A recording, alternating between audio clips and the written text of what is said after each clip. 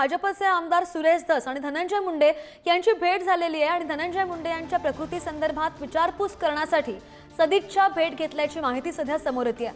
मुंबईतील एका रुग्णालयामध्ये धस आणि मुंडेंमध्ये सदिच्छा भेट झाली आहे।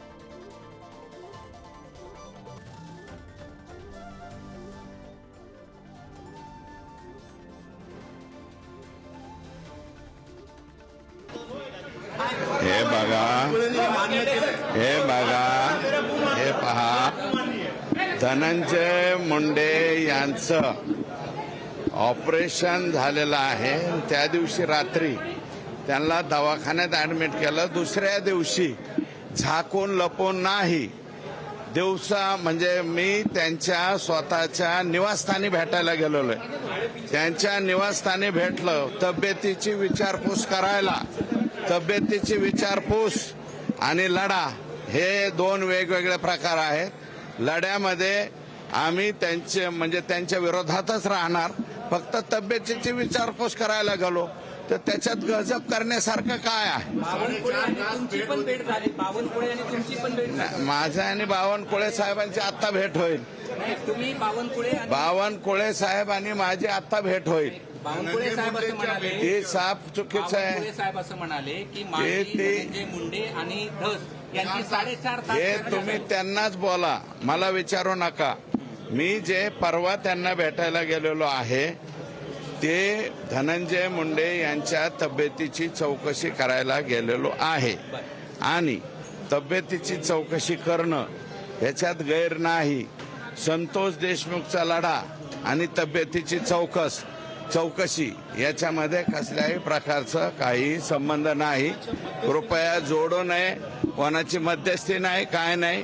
रात्रीच्याला दवाखान्यात नेलं होतं का? दवाखान्यात नेलं, भरणे मामांनी यांनी दवाखान्यात नेलं होतं अशा प्रकारची मला माहिती मिळाली, म्हणून मी त्यांच्या निवासस्थानी जाऊन त्यांना भेटून आलो।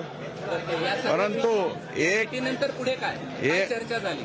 काहीही चर्चा झाली नाही, फक्त तब्येतीची विचारपूस केली आणि माझा मी निघून आलो। 4.5 तास फक्त तब्येत। अहो 4.5 तास कोण म्हणलं? बावनकुळे साहेब म्हणले तर बावनकुळे साहेबांना विचारा, मला विचारू नका।